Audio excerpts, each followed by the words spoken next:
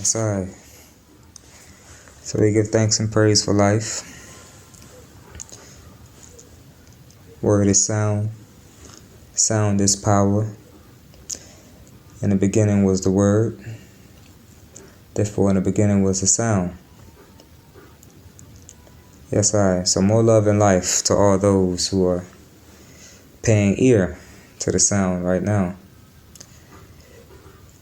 Coming forth now in the context of the Nazarene order.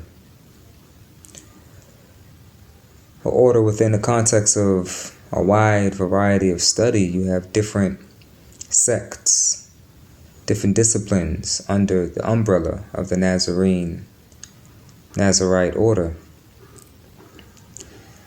So I come here in this moment in time with the sound, and as a student of multiple factions of the Nazarite order,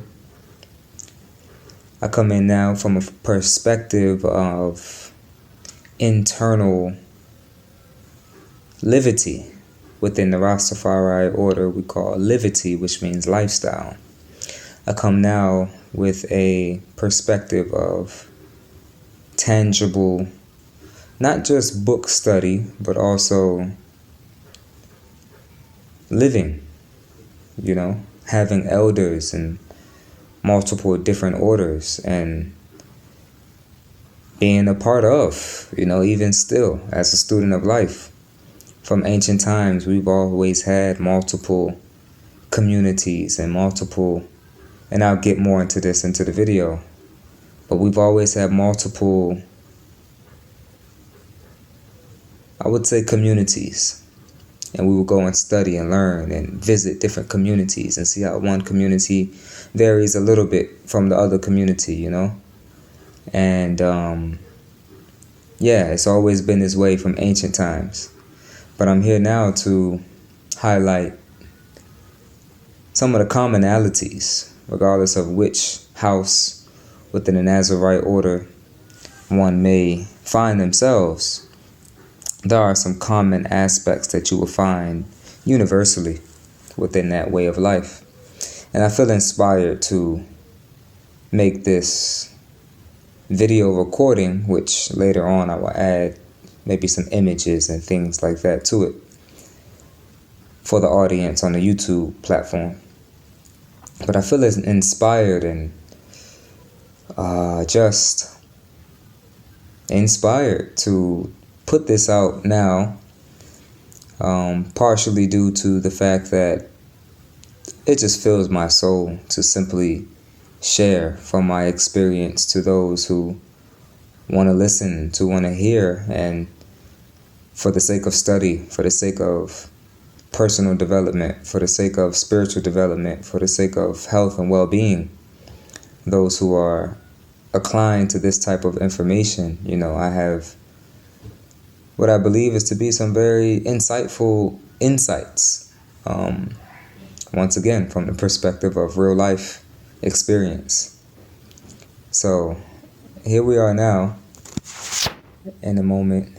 And I want to bring forth some common aspects of a few different Nazarene orders or Nazarene traditions.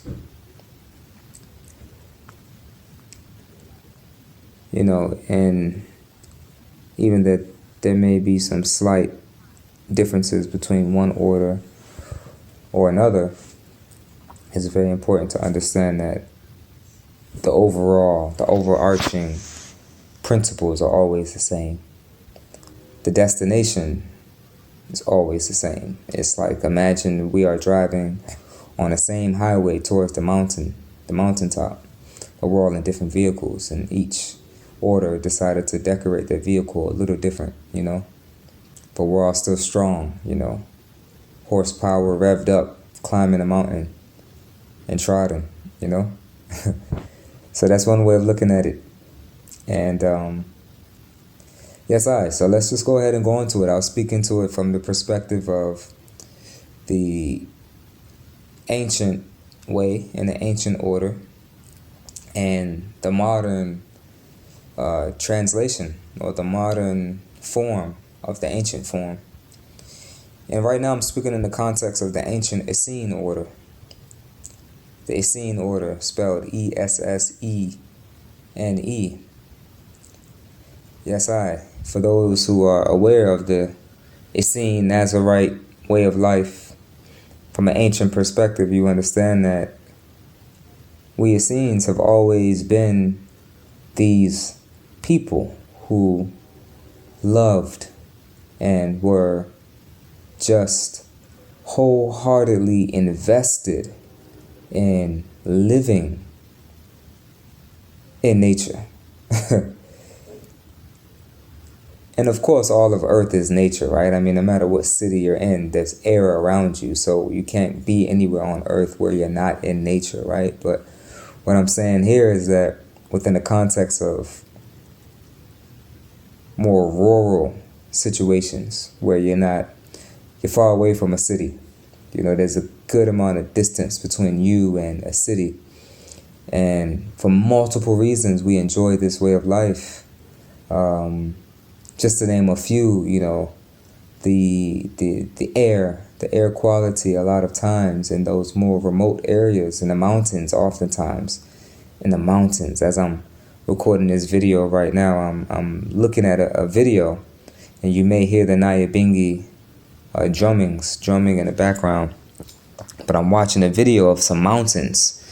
It's like a drone recorded video capture of some mountain footage, and I'm just looking at the smoke roll over the mountains, the mist, the clouds, and we always love those type of environments because it's so clean and it's serene and it's supreme. And as we are Essenes, we just gravitated towards this way, and it's one of those things where until you feel it, that's only how you know it. Like Bob Marley says, who feels it knows it.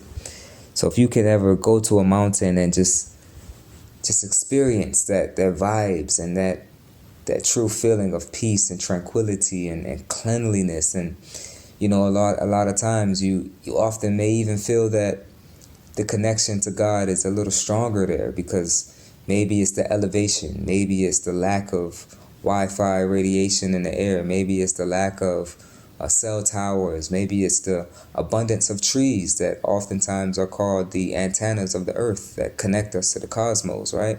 So whatever it may be, we always feel this very strong connection to nature when we are out in the mountains and we have communities built out, in these hilltops. And this is how it was in ancient times too, in the hills of Judea, back in Palestine, Israel, back in those days, 2,000 years ago, and even before 2,000 years ago. This Essene order was living there in the hills and in nature and in the desert and on the outskirts of the city, for the simple fact of just connecting with nature in a way that is hard to do when you are in the city. It's possible, but we preferred more of that self-sufficiency and that freedom there. Another reason too we may have preferred that way is I think I said a lot there already, but I would just emphasize more of this element of peace. There's some ancient Essene writings where it's spoken about where the people of those communities, when they would oftentimes commute to the cities to do work or to go to the marketplace or whatever the case may be, they didn't like it too much because it was the vibration of how people move and how people treat each other, and just the energy of it was totally different from how they lived within their own communities, which were more harmonious with nature, which were more peaceful, which were more kind to one another, which were more loving, which were more just imagine slower pace. But slow is a relative term because, that story of the tortoise and the hare. Something may be appearing to move slower, but in all cosmic actuality, it's moving faster than that thing that seems to be moving fast.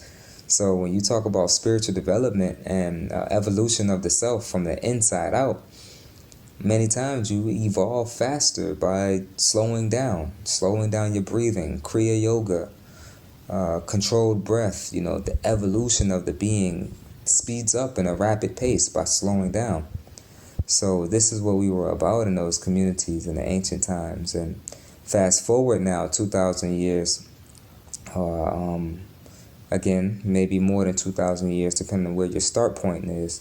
But fast forward now into the modern time, and what we see today are the Rastafari communities, and even I even go into the Shaolin, not just Shaolin, but a lot of the many places around the world, Tibetan, the Tibetan tradition, and even in India, and all of these places Ethiopia, places in Africa, where you have mountains, you have these monks, and many times it's just an individual monk or a group of monks. What I was talking about before was the community setting, where you have communities out there in the mountains, and you really see this. And a good example of this would be in Jamaica, and the Blue Mountains, and the School of Vision.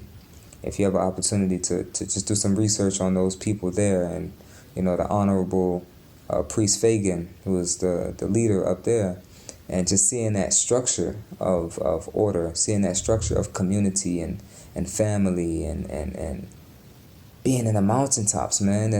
You're away from the society, but you still have a society, you still have an economics of your own, but it's just detached from the worldly powers, and nothing really against worldly powers, but when worldly powers make laws and have a way of governance that is out of alignment with the cosmic order, then I think it's our responsibility to begin looking for a separation of such, because the very government that is supposed to be, governing the world, or governing the city or town or state or wherever you are, country, wherever you are, is not in alignment with that of the Most High Jah. So when that happens, then oftentimes we find a need to detach and formulate our own governments, because original government was always movement of the people from the beginning. It was the people's government, and that's what all governments are foundationed on. The first government is actually yourself, how we govern ourselves on an individual basis, and then from there the household government, and then from there the community government and the family, and everything. It expands outward from there.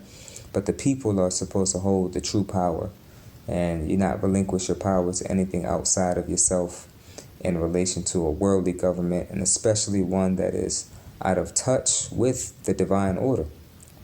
So this is the need too, in many of these ancient and more modern settings, we find a need to retreat, and to not even just retreat, but even build foundation in mountains. And yeah, it's a beautiful vibration. And if you are intrigued by any of this, then just do more research and ask questions, because many of these communities still exist today. And for me now, within trotting the different Nazarite orders, getting back to that, we do have a blueprint on how these communities are set up.